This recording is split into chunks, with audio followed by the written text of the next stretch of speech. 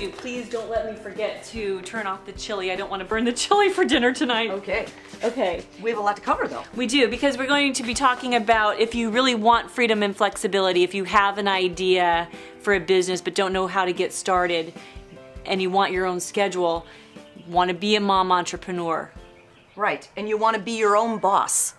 You want to make money on your terms, not someone else's terms, because you recognize that you are an integral part of the family. You're the pulse of the family, and you need to be there for your children, or you want to be there for your children. So let's take a look at this question, which might seem like a kind of a hard question to ask yourself, but do you have what it takes? We want to tell you, first of all, you do. So just have no doubt about that. You do have what it takes. It might be somewhere deep inside you, and we're going to help bring that out, but you do have what it takes. Rest assured. Right. We just have to give you questions to ask yourself to put your mind in the right direction so that you can accomplish what you want to do. Right? Absolutely. So question number 1. All right. Are you a self-starter?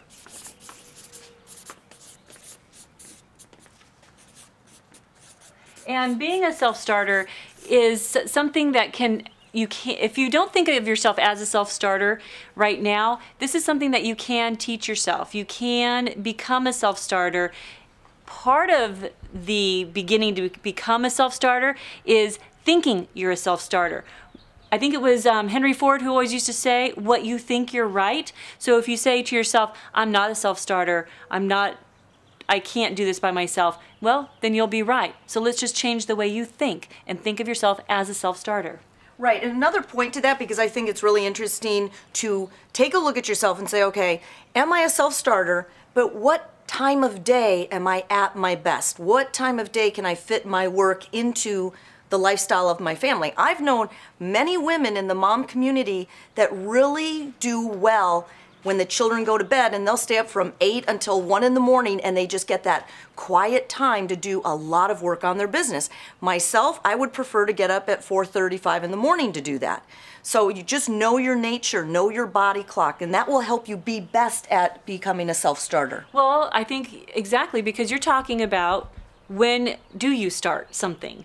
Don't start. For me, I do not want to start a new project or anything at 2 o'clock in the afternoon or 3 o'clock. Between those hours of 2 and 4, especially when the kids are home, right. I'm not starting anything new, but I also know that my biorhythms are not at their highest at 2, 4 o'clock in the afternoon. Right, so just know yourself and what your body clock is about, and that'll just, you won't be going against the current then. Absolutely. Right? I like the next question. Okay.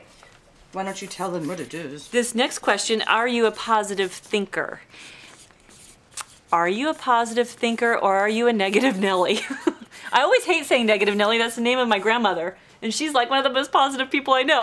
But being a positive thinker is just how you frame the questions and the responses to yourself. Right, and I reckon I didn't get a lot of sleep last night, so I realized this morning that it was harder for me to be up and cheery because I was just tired. So were you grumpy? I could have been.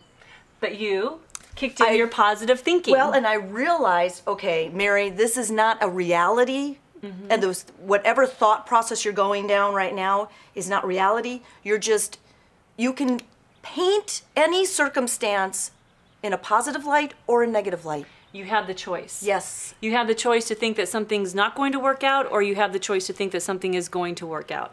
Now, that's not necessarily looking at the world through rose-colored glasses. It's really about how you perceive the outcome. If you're always thinking things aren't going to work out, then chances are, more often than not, things don't work out. Okay, can I make a silly point to this? I was watching Forrest Gump. Now, this movie came out a decade or more ago, right? Right. Well, watching it with the kids, and one of the things that struck me about his character, no matter what he was given, he looked at it from a positive standpoint, no matter what it was. If, the boat crashed into the dock, okay, and everything always worked out for him all the time. Even when he had to go to war, it didn't matter. And he always came out smelling like a rose. So I think there is something to find the brightest spot, even if it's a teeny glimmer. Just find it But I think and hold on one to of it. the key things also, and we talked about this in yesterday's show, certainly if you miss any of the segments, go to Mar17, and I'll take the opportunity real quick to make sure that you sign up for our newsletter at Mar17, because we send a lot of these tips in our newsletter every day, and you'll also get 21 days to getting organized. And if you want to be a part of our network, you can also be the Momstown mayor in your town. Go to Mar17 for that kind of information. But also, the point about being a positive thinker and what we talked about in the show yesterday was gratitude. I think one of the easiest ways to become a positive thinker is waking up every day and thinking about the things that you're grateful for. 1, 2, 3 things that you're grateful for in your life, and that really sets your day in a positive motion. Right. Because we can't, the random events that take place during our day, if we have a positive spin on, okay, no matter what happens, I'm going to find the good in it, you're more likely to have a better day. And it's a lesson for me as well. Like I said, this morning I was really exhausted.